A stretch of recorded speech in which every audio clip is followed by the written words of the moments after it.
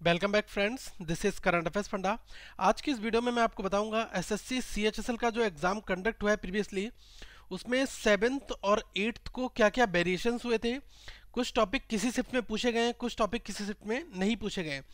तो हम combinedly strategy यहाँ पर आपको बताएंगे कि जो हमारे क्या क्या टॉपिक पूछे गए हैं उनके बारे में, ताकि आप उन टॉपिक्स को भी कवर कर लें अगर आपका अपकमिंग शिफ्ट में एग्जाम है तब।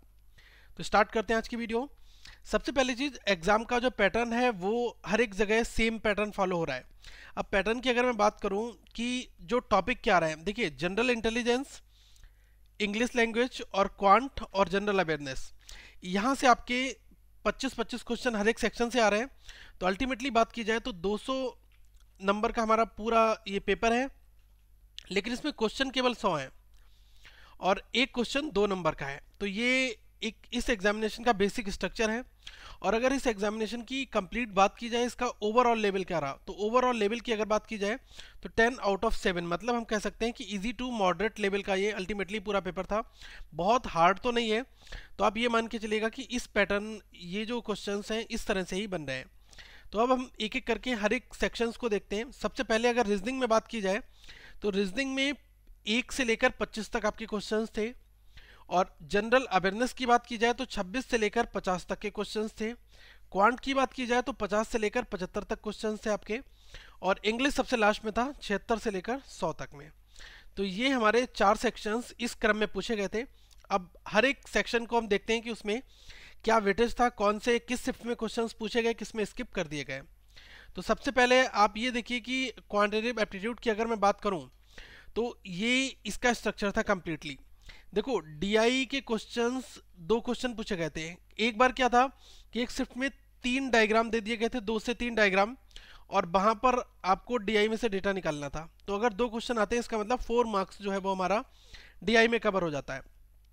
अब देखो, किसी शिफ्ट में क्या है, आपका ये बार ग्राफ की डीआई भी आ गई है। ठीक है, तो आपने अगर अभी तक इस तरह के क्वेश्चंस प्रैक्टिस में नहीं किए हैं तो आप इन क्वेश्चंस को भी प्रैक्टिस में कर लो। अब उसके आगे की अगर मैं बात करूं तो एडवांस लेवल की बात की जाए तो मेंसुरेशन, ट्रिग्नोमेट्री, अलजेब्रा और ज्योमेट्री, ये तीनों सेक्शन आ रहे हैं। और अगर इनकी बात की जाए तो ये लगभग 12 से 13 नंबर तक का कवर करते हैं। 12 से 13 क्वेश्चन यहाँ पर कवर कर रहे हैं।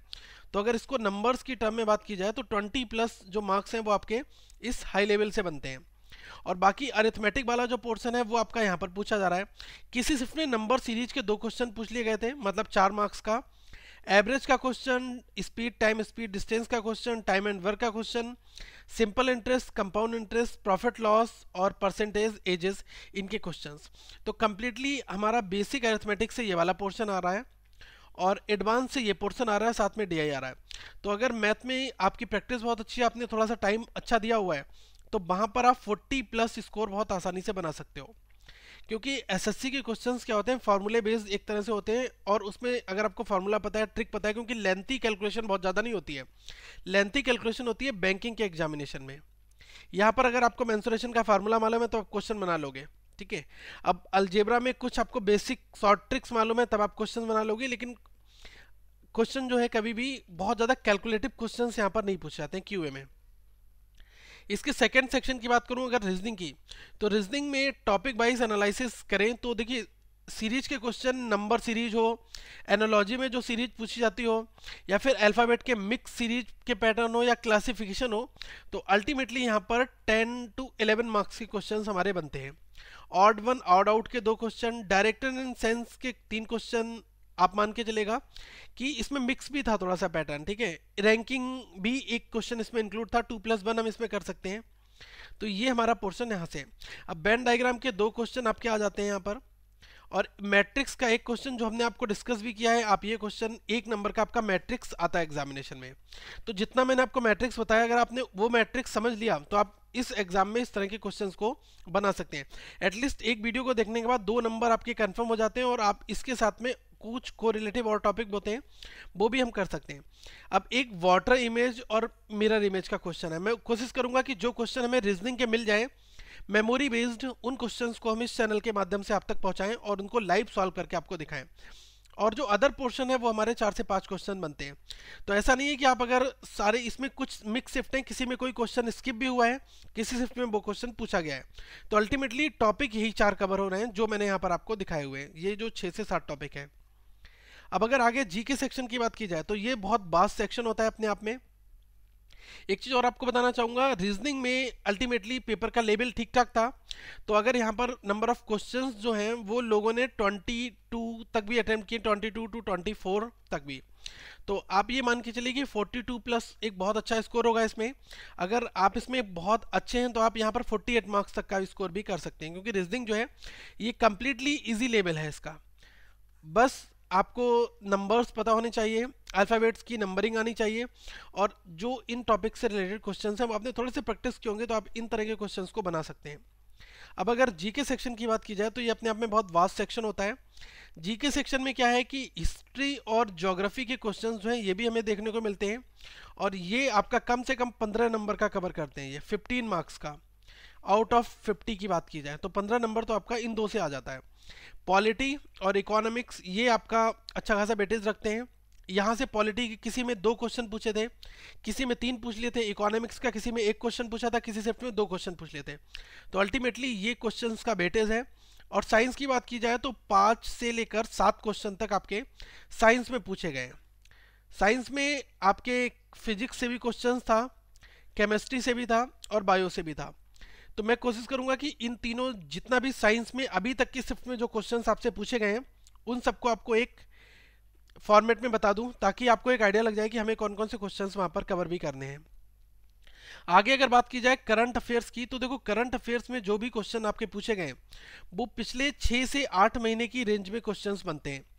अब कुछ क्वेश्चंस आपके इंटरनेशनल लेवल पर भी पूछे गए हैं, और कुछ आपके डायरेक्टली थोड़ा सा हिस्ट्री से रिलेट करके करंट से पूछे गए। ठीक है, अब कुछ आपके स्टैटिक जीके डैम से रिलेटेड क्वेश्चंस पूछ लिए गए थे।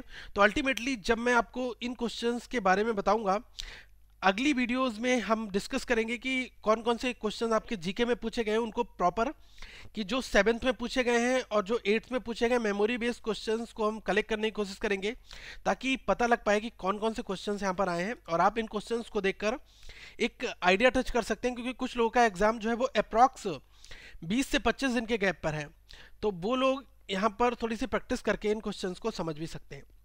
अब अगर आगे बात की जाए इंग्लिश के सेक्शन की, तो इंग्लिश के सेक्शन में ये कंप्लीटली आपके टॉपिक हैं जो यहाँ पर लिखे हैं। किसी शिफ्ट में कोई टॉपिक मिस कर दिया गया था, किसी शिफ्ट में कोई टॉपिक एक्स्ट्रा ऐड हो जाता है। तो सेंटेंस इंप्रूवमेंट और एरर डिटेक्शन की बात की जाए तो ये दोनों आपसे पूछे जा रहे हैं।